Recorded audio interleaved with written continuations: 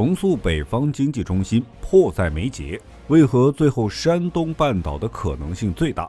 随着经济发展的不断深入，我国南北经济差距越来越大。有网友提出，山东半岛是北方经济中心重塑的重要一环。今天就让我们一起来看一看，在观看的过程中，不要忘了点赞关注。山东半岛。山东半岛位于山东省东部，是我国最大的半岛，其范围大致位于河口区新户镇与彰化区交界，和日照蓝山口与蓝山头苏北交界处的袖珍河口2点连线以东，面积为 7.3 万平方公里。半岛三面环海，北部与辽东半岛隔渤海相望，东部与朝鲜半岛隔黄海相望。因为地理位置的临近，山东半岛与我国东北以及日韩地区有较为密切的交往。山东半岛海岸线曲折，沿岸多优良港口，是华北两港的集中区之一。青岛港、烟台港、威海港、日照港等都是我国著名港口。山东半岛的资源呈现分布广且储量大的特点，在全省占据重要地位。其石油、铁矿、金矿、锂盐等资源储量位居全国前10。这里的蓝宝石、硼闰土、石墨、滑石等矿产基本全部分布于半岛地区，是山东的特有优势矿产。因为靠海的地理优势，山东半岛格外注重发展蓝色经济。这里有全国领先的海洋研究所，吸引了一大批全国一流的研究人员。经过多年发展，沿海地区已经形成了一系列海洋产业龙起蛋，因此有非常优秀的海洋产业基础。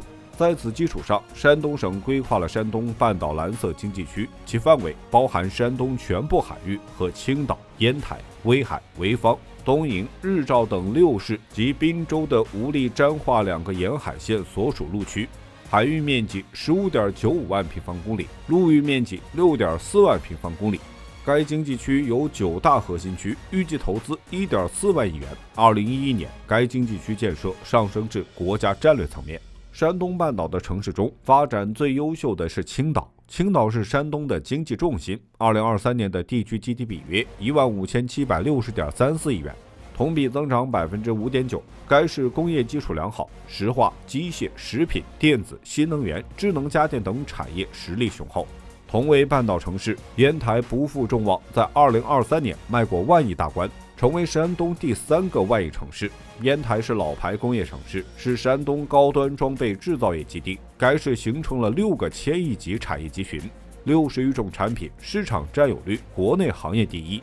在新兴产业领域，烟台的生物医药、新能源汽车等产业发展迅速。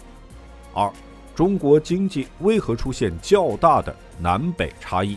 中国经济上的南北方差异现在已经比较明显。南方是我国的经济活跃区，尤其是珠三角和长三角地区。这样的局面并不是短时间内形成的，往上可以追溯至经济重心的南移。我国经济的快速发展在改革开放之后，南强北弱局面的形成也与改革有关。改革开放后，国家的政策以及市场化的自发演进过程是经济发展的重要推动力。深圳、珠海、汕头、厦门这类经济特区的发展初期，很大程度上是政策的推进，而且南方本身经商气息浓厚，市场化的演进程度高于北方，两相叠加，南北方的差距也逐渐拉开。而且随着经济的发展，我国逐渐实行环保政策，与南方相比，北方高耗能、高污染企业的占比较高，这类企业附加值相对较低。随着国家供给侧改革的推进以及环保政策的不断加码，北方省份受到的冲击会更大。南方省份以轻工业为主，受到的政策影响相对较少，而且北方重工业面临严重的产业产能过剩、环境污染等问题，短时间内难以转型。因此，南方经济增速高于北方是必然的。同时，由于历史原因，北方地区国企和央企的数量比南方多。与私营企业相比，国企和央企天然具有较重的社会责任和负担。在计划经济时代，他们对国民经济有很大的贡献，而引入市场经济之后，由于缺乏活力，就会给社会带来一定的负担。相比之下，南方更加注重民营经济的发展，尤其是改革开放之后，民营经济的活力进一步推动了南方的创新程度和科技发展水平。此外，在经济全球化的背景下，积极融入世界经济链条才能促进自身发展，与国际市场的进一步接轨，使外资和技术逐渐由沿海进入国内。南方的海岸线更为广阔，海上交通更加便利。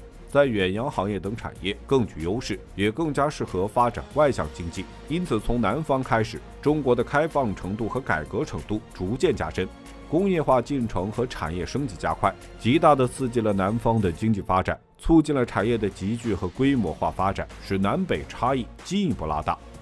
3. 山东半岛的发展潜力。山东半岛有时候并不仅仅指半岛地区，一定程度上也是山东的代名词。山东是北方的第一经济大省，2023年的 GDP 为9.2万亿元，同比增长6%。尽管山东正处于工业转型期间，重工业占比依然不小，但是这也侧面证明了山东的资源禀赋。无论是双高产业还是高新技术产业，资源都是重要的基础。山东的地理位置在北方各省中都算优越。它位于京津冀和长三角的结合处，京沪、京九等南北大动脉经过，还有青岛、日照、烟台等多个优质港口。其便利的交通和地理位置也使其成为我国开放的前沿地带，为外贸产业的发展打下了良好的基础。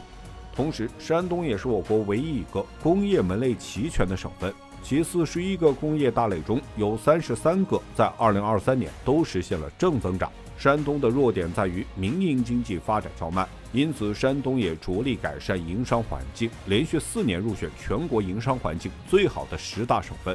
种种努力都说明了山东未来的发展潜力。